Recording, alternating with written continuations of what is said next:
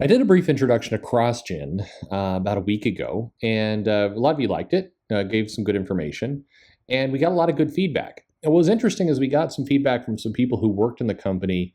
I say we, me. I got some feedback from people who worked in the company saying either A, I was actually too hard on Crossgen at the time, that the majority of the employees really liked it there, and another set of comments saying actually it was hellish and I glossed over a lot of the bad parts. So going to go into that as well as correct a couple of inaccuracies that I made, and just setting the record as straight as I possibly can.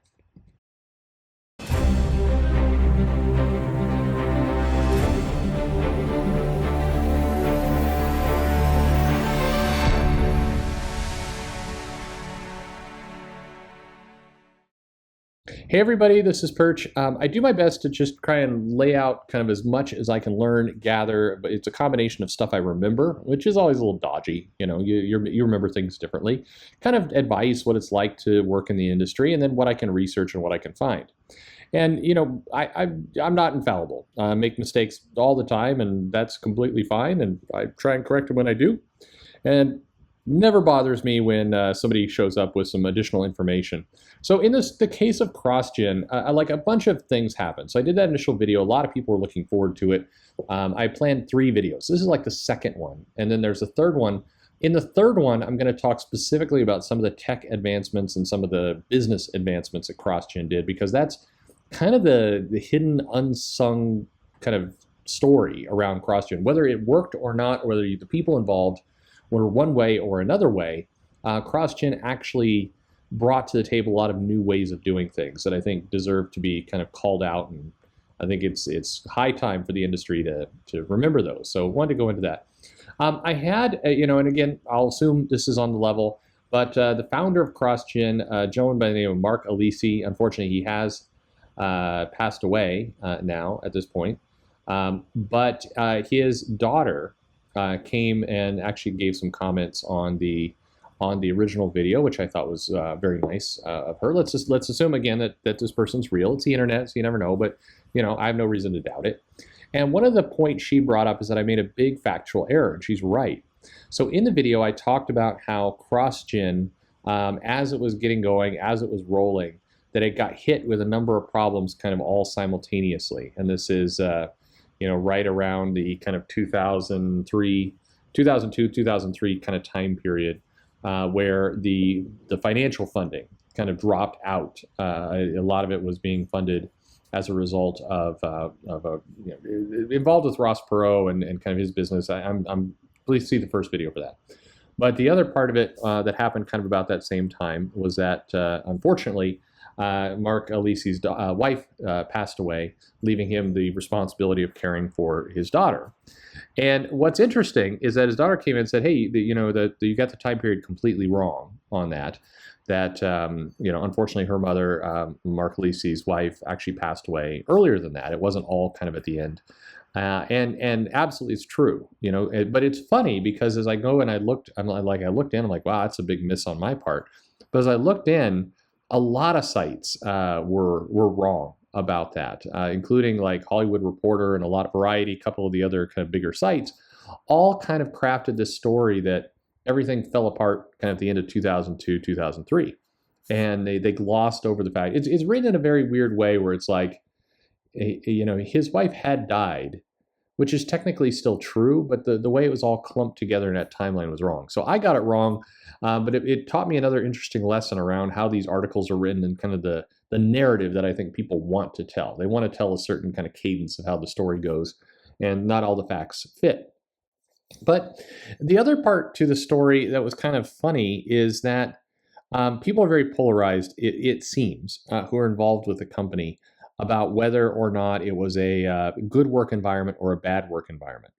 And in many cases, you could argue that it's simply a matter of this company had a particular style of how it did things that worked for some and didn't work for others. What's interesting is I would say a lot of the I'm going to make a big blanket statement that some people immediately disagree with, perhaps, but a lot of the people who are not big names in the industry, not the bigger name people like the Mark Wades, for example, who worked in that company, a couple others, the day-to-day workers, I don't know the best way to describe this. So people who just kind of got the work done and everything else, who worked in the office, um, often and pretty consistently, as I've looked at a bunch of them, describe the work environment as pretty nice, pretty fun, not anything, hellish, no, stories of kind of, Mark Lisi kind of flying off the handle and going nuts, and some of the other kind of stories that have come up. You hear about a pretty kind of positive work environment. You hear about a lot of people who seem invested or were invested in making things happen and actually pushing the company forward and trying to kind of build up something valuable, something new. And then on the other end, you get comments from various people inside the comic industry who describe it as a really bad work environment, that various people there would throw different tantrums, and that it was a big painful place to work, and that there were bounce checks and other things. So, what is the truth of all this? It's hard to say. It is. I can draw a couple conclusions from all this, and I feel like there's a bigger kind of lesson about the comic industry buried in here that I can't quite extract out. What I believe is factual is that there were some issues with payments that hit freelancers. I can't tell if it hit salaried employees or people who are not freelancers. I can't. It doesn't seem like it did, but again, I don't know. There's not enough record, but it feels like there were outside external payments that either got late or were late, or that there were some other issues.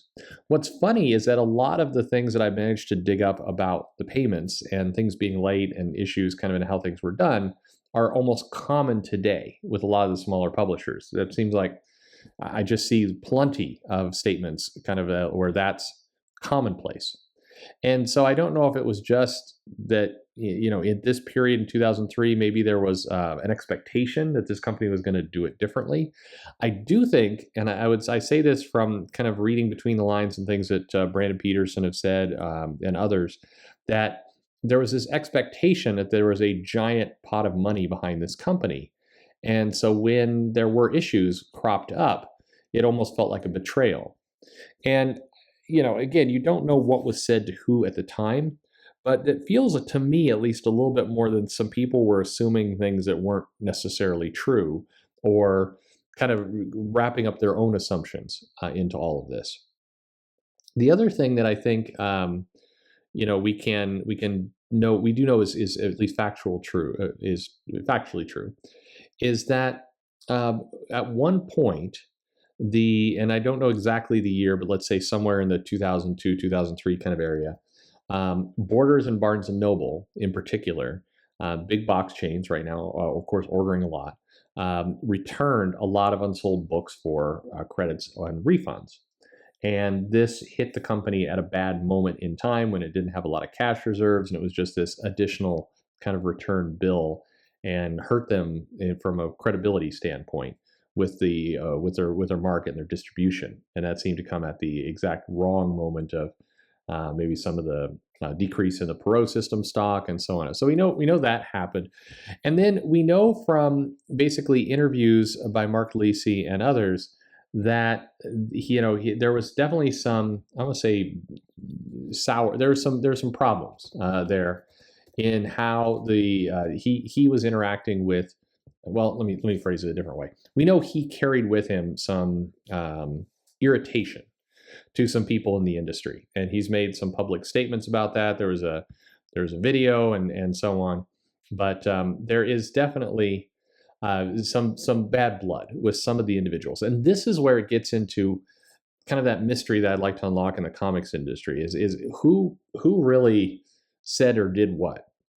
We know Mark Waid made a lot very angry comments about Crossgen and about Mark Lisi, and that there was he made a number of different references to that company being a bad company and all the rest. And he also talked about there's a lot of passive aggressive tweets, I would say, over the years. And he Waid described Lisi as the biggest bully he's ever met in his life. that he should basically fund post-traumatic stress syndrome therapy. He would make grown men stand in the corner when they displeased him. The problem is some of these statements I've never been able to find validation for. This stuff Wade has said, but nobody else has agreed. This seems to be and the like the people standing in the corner and screaming at people, go, don't come back until you can draw it right, and etc. Making people say yes, sir, yes, sir, and other things. This is Wade's story, and I'm not saying it's wrong. It's just the problem is I don't know how accurate that any of that is. Again, we're not seeing a lot of other people saying the same statements. In fact, you have a lot more people coming to the defense of Alisi saying that was not true, that wasn't the office environment. And if anyone was a lunatic in the office, it was Wade.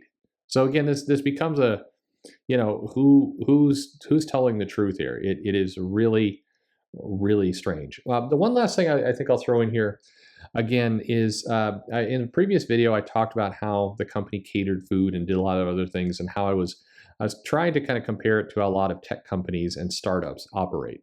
And I stand by that. Everything I've seen, and even some of the comments that have come in after the video talking about the work environment, it really does sound and play like a startup, like a lot of smaller tech companies, places in the Valley and other things.